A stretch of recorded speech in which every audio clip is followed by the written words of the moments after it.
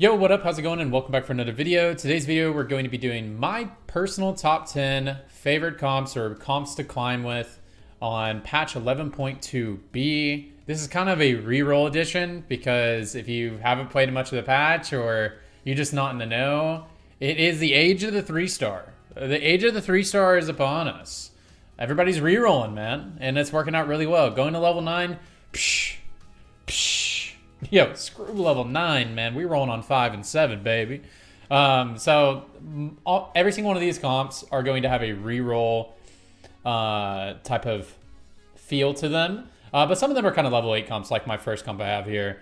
These comps are in no particular order, although I did put some of my favorites at the top, just ones I personally enjoy playing. That doesn't mean they're better than the other reroll comps in this list. But all these comps are meta, and all these comps I've been playing personally to gain LP. If you don't know anything about me, I was a GM player on set 4, and on set 4.5, I'm currently master. And a lot of that climbing I did on this patch, playing a lot of these builds. So let's just get right into it. All right, so the first one we have is God Queen Janna. I've been known to have a Janna addiction. I don't know if any of you guys have that out there either, but if I get a chosen Janna, you best believe I'm rerolling for a Janna 3-star if it looks playable.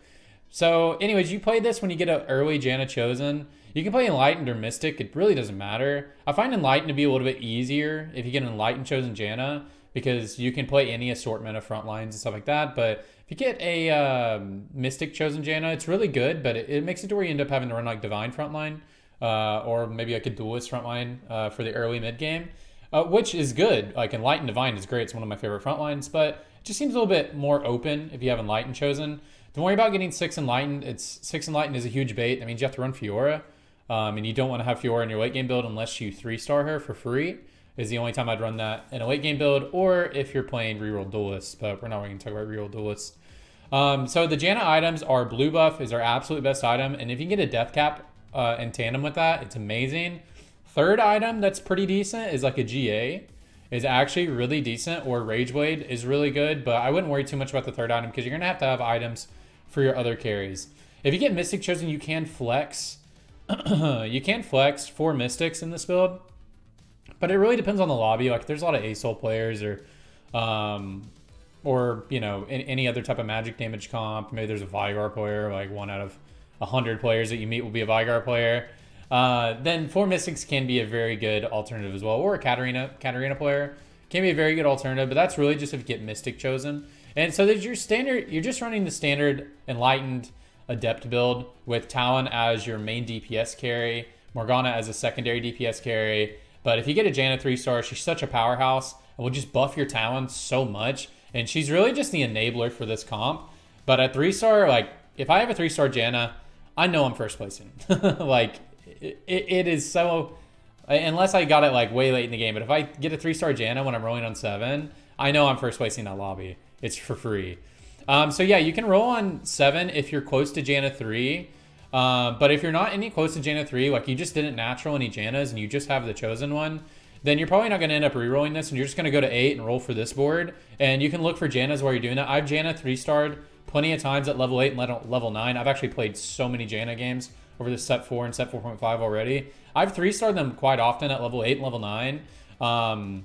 So it's not like you can't hit your 3-star Janna if you don't roll on 7, but it's way more consistent if you roll on 7. But if you're really healthy and you've naturaled a couple extra Jannas, definitely roll on 7. And if you roll on 7, you can use Kindred or Akali as an item holder if you're not hitting any Talons, because it can be pretty RNG what 4 costs you're going to hit on 7. So you can run like kind of like a Spirit Assassin build mid game if you're just not hitting any Talons or anything like that. So that can be a good spot for you on 7, just running Kindred or Akali. All right, that's enough about God Queen Janna. I could talk about her all day. All right, my next favorite comp to play, honestly, is Diana reroll. I love playing Diana reroll. It's so fun. I don't know why. It's just so fun watching Diana play. Before I get into the actual comp, let me quickly talk about Diana's items because it's very important. Diana in set 4.5 is not an AP champion. She is not AP. Stop building Gunblade. Gunblade can be okay. Okay, Gunblade is okay, but stop building it. Stop building it. If I'm playing Tank Diana, which is what you kind of played on set 4, is Tank Diana. If I play Tank Diana, I know I'm capped out at 4th or 5th place. Last time I played Tank Diana, I got 6th place, and I hit a 3-star really early. I had other 3 stars in my build. It's bad, okay? Only play it if you're forced into it.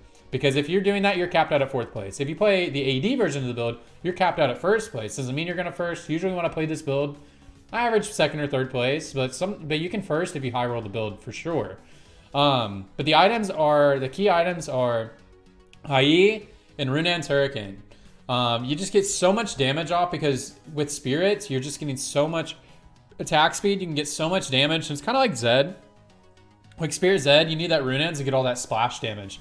3rd item doesn't matter, but usually best to have a defensive item. Titans is very good. Bramble is very good. I really like Bramble. If you're in a very like ASOL heavy lobby, Dequal can be really, really good, but I wouldn't force that early. I would only build it if it makes you. But I really like Bramble and Titans quite a bit. And you can play Gunblade at this 3rd item, but I promise. I've played Gunblade with this exact build, and it healed like on average like 800 health per fight, where my Bramble would have negated like 2k damage. So it's just not worth it. Your Yuumi will heal you if you need to be healed, and you're gonna win the fight. So that's really what it is. So you can play 6 Sin version. I don't have a Chosen highlighted because there's a lot of different versions of this build. You can play 6 Sin, so that's if you get Diana Assassin Chosen, or you can play 4 Spirit if you get Diana Spirit Chosen. If you're playing Spirit, then Teemo is your 4th. It's actually your 3rd because it's Chosen. Is your extra Spirit that's not the 2 that's on this board. Just because the little bit of utility he can give, like he'll always shoot his ult at Kayle or Xayah or whoever, the highest attack speed version, or Callista, can be pretty huge in a fight. So Teemo is going to be the next slot over Kindred, even though Kindred is a higher cost unit. She doesn't really do anything for your build. 6 Sin or the 4 Spirit versions are the best. The version I have up here is not the one I would typically play. It's just the one that I can build without having a Chosen. Is 4 Sin, 2 Spirit, 2 Frontline. I don't typically like this version. I don't think you have enough damage. So you either need 6 Sin or 4 Spirit, but that's why you only play this build if you have Diana Chosen, because you're going to have one of those. If you play 6 Sin or 4 Spirit, when you're at level 8, you're only going to have enough room in your comp for a single Frontliner. So usually that's going to be Sedge. Aatrox is not typically the best because he'll pull units away from your Talon that your Talon's going to jump on, which is not the best. But this can either be a Sedge, or this can be a Yone, are the best options. Worst case scenario, it's a Cho'Gath, or Aatrox. Or best case scenario, you hit an early 2-star Ornn, you have Nico's. I've ran this build with a 2-star Ornn as my solo frontliner, and then I added Sedge at level 9 when I got there. But definitely want to play 6 Sin or 4 Spirit, just whatever Chosen you hit is really what you want to play. All right, now we have the Akali Classico. So this is just the standard Akali ninja build. So you're going to play this if you get an Akali Chosen, Shin, or Pyke. Honestly, Zed is just the better carry in this build most of the time. But if you just like natural blue buff and an RFC, it can easily be an Akali. But most of the time, I would play Akali. It's just because I was trying to play Zed, but I didn't hit perfect Zed items. And maybe I just hit an Akali Chosen. Like I couldn't get a Runans, and I hit an Akali Chosen. I'm like, oh, all right, I guess I'm playing this. It's usually what happens, but this comp could definitely first place if you 3-star. That's why it's a reroll comp. The units that you don't have to play in this comp, you don't have to play Azir. I do really like Diana for the Spirit. It's just so nice. It's just so nice getting an easy Spirit slot in there for Assassin. And this is obviously with when you have an Akali Chosen with Assassin. But if you have like Shin Chosen instead, you can play 4 Mystic and just play Diana as your other Assassin instead of Pyke. I really value the Spirit. You can play 4 Mystic. You don't have to play Azir. You don't have to play Azir at all. You can play random frontline. Like I just played a game just the other day where I just had really good tank items. I just ran a 2-star Sejuani up here. And it was really nice. Ran her with no synergies, but she's 2-star Sejuani with a Bramble Vest and a Morello Nomicon. So like, hey, she's gonna get work done. Doesn't matter about her synergies, you feel? But I do like Azir. Just gives you free keeper. Azir has nice CC, adds a lot of health to your board. Thing that's important when you're running Azir is you want to make sure that your Azir soldiers are not ahead of your Shin, because you want Shin to be your main tank if you're going to run the Azir version. And so whenever Akali jumps, if they're targeting Shin, then she'll live a lot longer. But if she jumps and they're targeting a soldier, the backline, they'll kill a soldier, then they'll insta-kill Akali. So it's very important that you backline your soldiers when you're playing this. And you can position Shen somewhere else. I just put him here for the keeper. But you can put him up like one space to make sure that the targeting goes on the Shen first. So he's going to be your tankiest member. That's very important when you play Assassins. All right, this is the Zed Classic. We do have another version of Zed build in here. This is the Zed Classic. This is if you get Zed Chosen. This is strictly a Zed Chosen build. Is playing this version of the build. It's really hard to play it with any other Chosen, unless maybe you get like a Shen Chosen, stuff like that. But it's really hard to play it without this. Just it gets a little weird trying to slot in a Slayer to the classic Zed build. That's why a lot of people play the Spirit version, which we're going to talk about in a minute. But yeah, you just roll down on 7. You look for Zed. Zed items are very important. If you don't have RFC and Hurricane, it's very difficult to top 2 with this build. I've 3-starred Zed and not had a Hurricane like early on in the game, and I was fighting for 4th place. Just the amount of splash damage you get from Hurricane is just insane. If you don't end up getting that item, you're just playing for 4th or 3rd, and that's okay, but first placing this a lot of times really does depend on having both RFC and Hurricane. That's why I usually only look for this build if I get a lot of bows early, or if I just get a free Zed Chosen early. If I have a lot of bows, it's really easy to force this build. Zed at 2-star with just these items, no Chosen, can just slap. It is, but as I said again, it is pretty difficult to play this version of the Zed build without it being Slayer Zed Chosen. It can be very difficult to slot in all your Slayers. So yeah, just be mindful of that. Again, you don't have to play Azir. You can play random front lines, just like a Akali build. But remember, if you play Azir, you want to back on your soldiers for the same reason, so that your Zed doesn't get popped. I like GA on Zed now instead of QSS, which was a standard build last year, just because he doesn't have Shade to protect him, to de-aggro. So it's nice having the GA for him to de-aggro, because he doesn't need people hitting him, because he doesn't generate mana. So I kind of like GA instead of QSS on 4.5, but that's just my own personal thing I got going on. Samira is the best to slot in later. Samira is really good to slot in later, and then if you go to level 9, you can slot in like a Teemo or something. Or you can just play Teemo instead of this Diana for Spirit if you end up getting your Samira, because you don't need Assassin buff. So you can just put in Teemo in there instead, and then put 80 items on your Samira. You can also alternatively try to run Akali as a secondary carry with Diana, but your main damage is going to be Zed. Okay, down here, this is one of my favorite builds, probably one of the most notorious builds right now, is the Super Saiyan Doge build. So this is just reroll Nasus. So you're going to roll down on 5 because it's a 1-cost unit. So you're going to roll down on 5. You can look for other 3-stars. You can roll a little bit on 4 if you econ really well. But you really want to get this online pretty early, because this build will win streak all the way until stage 5. And then you'll just need to start slotting in better units around him, which is why we have all these legendaries around him. You can also play this. Yeah, you can look for other 3-stars. I can look for Jax 3-star. If you're going to play Divine Version, you can have Wukong 3-star. You can have Aurelia 3-star later in the game. It's not too bad, because you're just going to roll an 8. It's unless you want to go to 9. Yeah, so you can play this as 6 Divine, 2 Siphoners if you want, or you can force into 4 Siphoners. Even if you have Divine Chosen, just play 4 Divine, or maybe 5 Divine. It's a little awkward. 4 Siphoners, 4 Divine with Divine Chosen. You don't have to play Adepts. You can play Vanguards instead, so you can just not play these two over here, slot in a different Divine, play like Aatrox or Sedge. But it's just so much easier to play Adepts, and Adepts are so good. I love Adepts. And Yone just got buffed. So I would definitely prefer Adepts, but if you're just not hitting them, then you can just play, like, if you're just hitting a 2-star Sejuani and Aatrox, so just play 2-star Sejuani and Aatrox. Just play them. If you have good KO items and you have Divine Chosen, you can actually be 6 Divine and have KO as a secondary carry. Like, let's say you just randomly have all these bows. Well, you can actually play KO as a secondary carry, and the 6 Divine keeps her pretty healthy, or lets her get a lot of damage off. So KO can be a good secondary carry in this build. The items on the Super Saiyan Doge, this is like the best DPS version I've seen, where you're actually one-shotting backlines.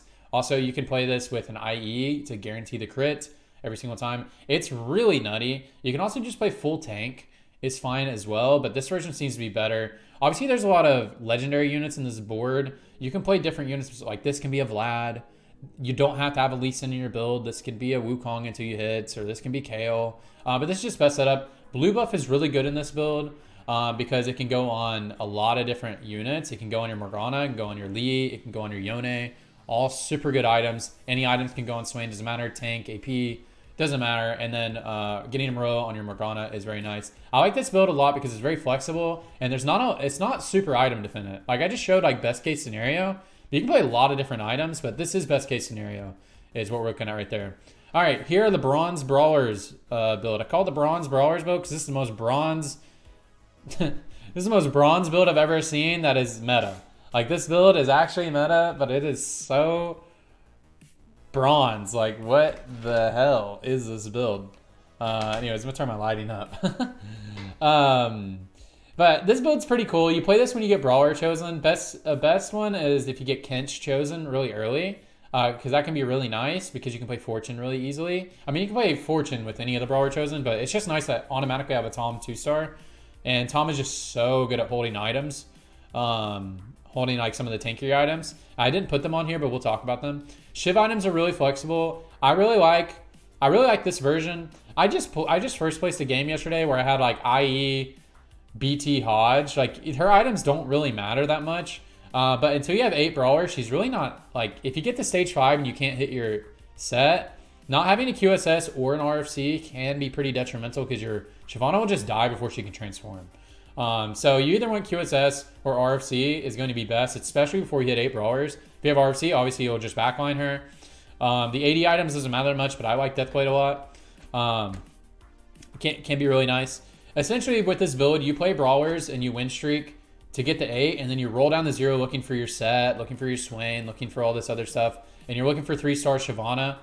I like to play Fortune early with our Tom Kench because you can actually have a pretty strong board with 4 Brawlers, 3 Fortune at like level 5, 6, and 7. You can actually have a pretty stable board, or you can just lose streak and then level and put in 6 Brawlers at 7 or at 8 and just get a huge cash out. Like there's so many options. Every time I play this build, I play Fortune, and it works out super, super, super well. You don't have to play Dragon Soul. I have these 2 in for Dragon Soul. It can be pretty huge on Shyvana, but you can drop Dragon Soul at 9. This is a level 9 board, by the way. You slot this in at 9, but you can drop Dragon Soul at 9 if you get 2-star Swain, and you have Swain items. You can just put Morgana in here instead of A-Soul and frontline your Swain, and you just won't have Dragon Soul anymore. But the amount of value you'll get from Siphoner and Morgana just as a unit, and then Swain with items is just so valuable. And so it just gets insane. Set, you just put AP items on. Best is the full crit version where you have Jewel Gauntlet IE. But I just put Jewel Gauntlet on here just to show you don't really want to look for IE. You want to look for Jewel Gauntlet. You slot an IE after. I've only ever had perfect build set like once in my entire life. But it's insane. If you can get full crit set, it's nasty. But I wouldn't look for set items early game. Just look for Shyvana items. And then Morello is really good in this build. Also, Sunfire Cape is good in this build if you don't get a Morello, or you just get a Sunfire Cape earlier, put on your chosen Kench or your chosen Maokai, and you just won't run Morello that game most likely. Can be really, really nice. Or you can run both the items. I know they don't stack, but your Cho'Gath or Morgana can actually hit the back line, so it's really nice. All right, Tactical Nuke Teemo. This is actually on my regular comps list because I actually just love Teemo build. Okay, this is only playable if you get Teemo chosen, and it's best if you do this early, but I've actually pivoted into this build mid-game. I just rolled at 7. First roll, I hit Teemo and happen to have good items for him. But it is best if you get a Teemo chosen early. This build, if you're actually going to play Teemo carry, you have to have Teemo chosen just because the way his chosen mechanic works. He gets a mana reduction to where he has 45 mana. Other than that, he has 60 mana, I think. And it just doesn't work. It just doesn't work if it's not Teemo chosen, because the big thing about this build is insta-casting. You really, really, really, really, really want him to insta-cast. And so you just need 3 tiers on him. It doesn't matter how you get to those 3 tiers. It can be blue buff Hodge. It can be Sojin blue buff. It can be blue buff Ludens. It doesn't matter. And third item can just be defensive or it can be AP. I've played this exact build but with a death cap just to tactical nuke people. Also, this build is pretty decent with just Sojin Ludens, and you will actually one-shot people at the beginning of fights. It's really insane, but that is like, I have only gotten that actual version of that build only a couple times, which is why I don't have it on here. This is usually closer to what I get. Any unit can be at this Ornn or Yone spot. Don't pay too much attention to them. I just slot them in because this is like best case scenario when you're, let's see, 1, 2, 3, 4, 5, 6, 7, 8, 9. This is level 9. This is like best case scenario. But these units can be anything. This could be Swain Morgana. Like it can be anything. The core units are the 2 Vanguards, the 4 Sharps, and the 2 Mystics. That's the core part of the build. This is Sharpshooter Chosen. You can play this as Spirit Chosen. You just, instead of a unit right here, you would just play Diana or whatever, or Kindred. You can just play that as well. This is the Sharpshooter version. You can just run Nidalee right here before you hit your Samira. In order for you to win this game, though, you will need a secondary carry, whether that be a 2-star Samira or a 3-star Sivir. They just need to be there. These Zeeks aren't that important, but I do like Zeeks a lot on my Sivir. But in order for you to first place, you really do need a secondary carry. Sometimes your Sejuani can be a secondary carry if you get some really, really Poggarts items on her, but it's sometimes just hard to get there. And a lot of times it's just not enough. So if you get a 3-star Sivir with a Giant Slayer, just a Giant Slayer, like I have these Zeeks right there, if you just have a Giant Slayer and like a GA on her, it can actually just be so insane. That extra 10% damage on her 400 bonus AD she gets from her ult is so insane. She'll just chew through front line, especially late game when they're over the threshold, because it's really late game that you'll need this 3-star. If not, if you get Samira and you just get like GA, Giant Slayer, Deathblade, or any random number of AD items, like she'll just pop off like crazy in this build with 4 Sharps. So either Samira or Sivir will have to take it home in order for you to get a first place. If not, this is a 2nd, 3rd, 4th place build without a secondary carry, but it's really not that hard to get a secondary carry. Cool, this is the Fabled build. So this is the Ahri Reskinned build. Basically, this build functions just like Ahri. This was in my other comps list as well. I personally don't play this build very much. I'm just not a huge fan. A lot of people force in this build every game, and they have a lot of success. I personally don't. I know how it works.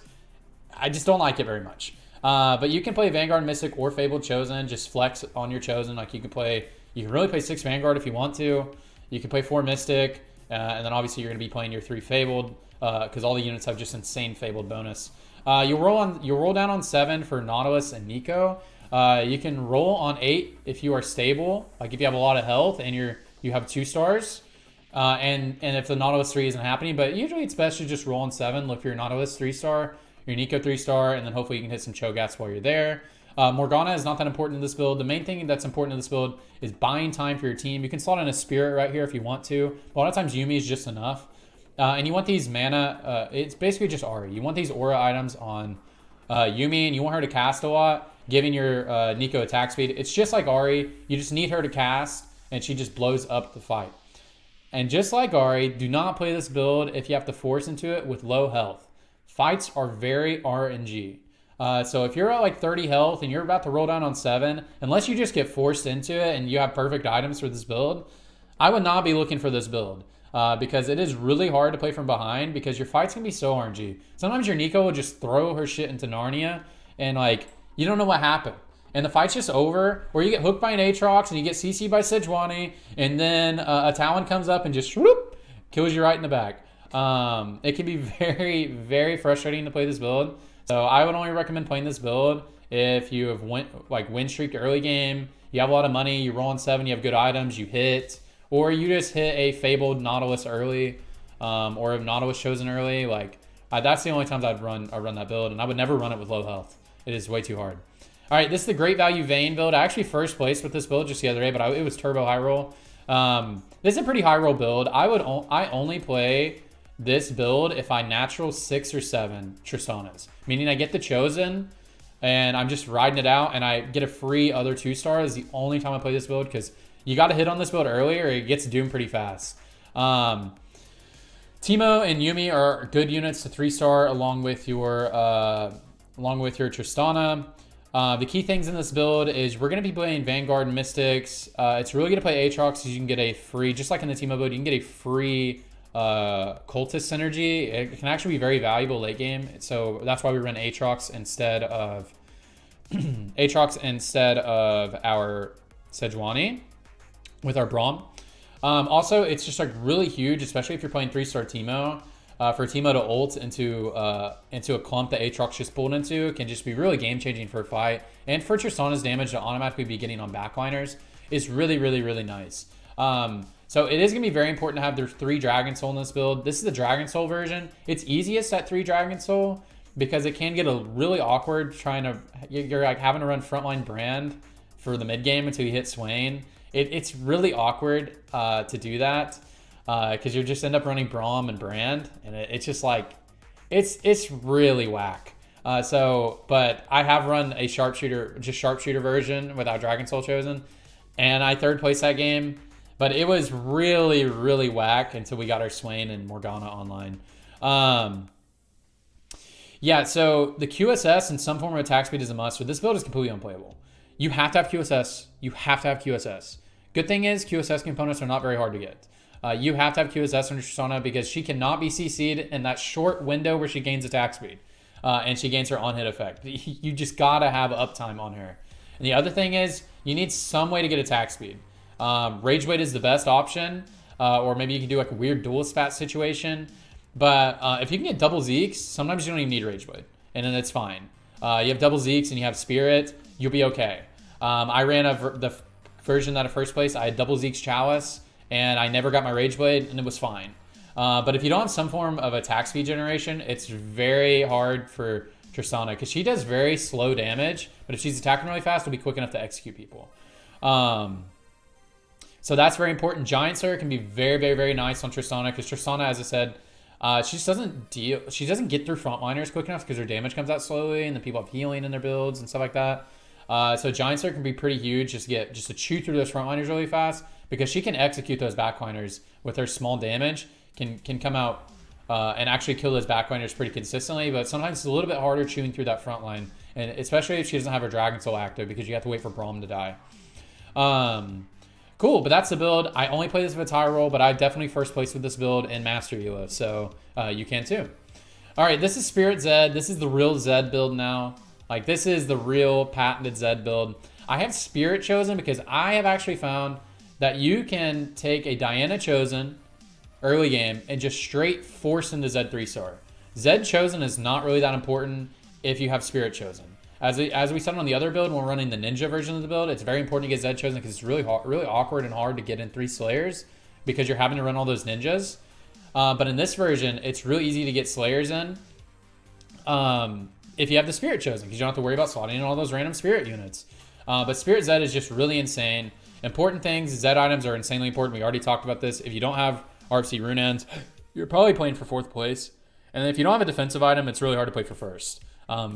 Your Zed can just get popped or CC'd but these are my favorite items right here. Aura items on Yuumi are very good. I've actually not ran aura items, and I just ran blue buff Chalice, just one. And my Yuumi was just zipping around. It was like I had double Zeeks on my Zed, but double Zeeks is really huge. And then either Chalice or blue buff is very good on Yuumi so that she'll ult. You don't have to 3-star Umi. You don't have to 3-star Yuumi, but it can be very nice to 3-star her and all that good stuff. Samira is insane in this build because she already has Slayer, and then since you're running Spirit, you have Sharpshooter, so you just get her synergies for free. If you can get your Samira online, this build is unbeatable, I think. If you have Samira as a secondary carry, and these are like ideal setups, you don't have to have Samira as your secondary carry in order for you to win. Zed can actually pull this shit off by himself. But man, it is hard. If you get Samira, I think this build is just like unbeatable. But don't focus too much on Samira. Just focus on getting Zed items and Zeeks or blue buff on your Yuumi or Chalices on your Yuumi, just so that your Yuumi is ulting a lot. She's very powerful. I just played a game of this the other day where I never hit my Samira, but I had really nice Zed items, and I had a 3-star blue buff Death Cap Zeeks Yuumi, or actually it was blue buff Death Cap GA Yuumi, and it was pretty nuts, and it was just crazy. Anyways, those are all for my builds. The build that you probably are like, wait, he didn't talk about this build, and if you've been like playing a lot, I didn't put Warlords in here. Only reason why I didn't, I don't personally play them very much, and I just don't like holding Warlord units. They're just awkward to me. They kill my econ. I just don't like them, but they are very good. The only, like, if I get Vi chosen, I'll do a Vi reroll build. I'm in there. If I get a J4 chosen, I'll do a J4 reroll. I'm just not very big into the Nidoey reroll version, even though the only time I've played it, I've gotten to first place. But if you want to know Nidoey reroll build, you just play Jeweled Gauntlet, Sojin, and defensive item, or another mana generation, or another damage item. It really doesn't matter. It's just Jeweled Gauntlet, Sojin +1, and then you just play 6 warlords, 4 sharps. It's pretty easy. Anyways, that's gonna be it, guys. That's a 30-minute video. Thanks so much for coming by. I don't want to make this any longer. If you liked my comps and you like this stuff and you like learning, I do streams 5 to 6 to 7 days a week. Every week. The only days I take off is to do stuff like this, or spend time with the family. But anyways, that's gonna be it, guys. Thank you so much for watching. Check out my stream if you like this stuff, and have a wonderful day, guys. I really appreciate you guys. Bye bye. Bye bye. Bye.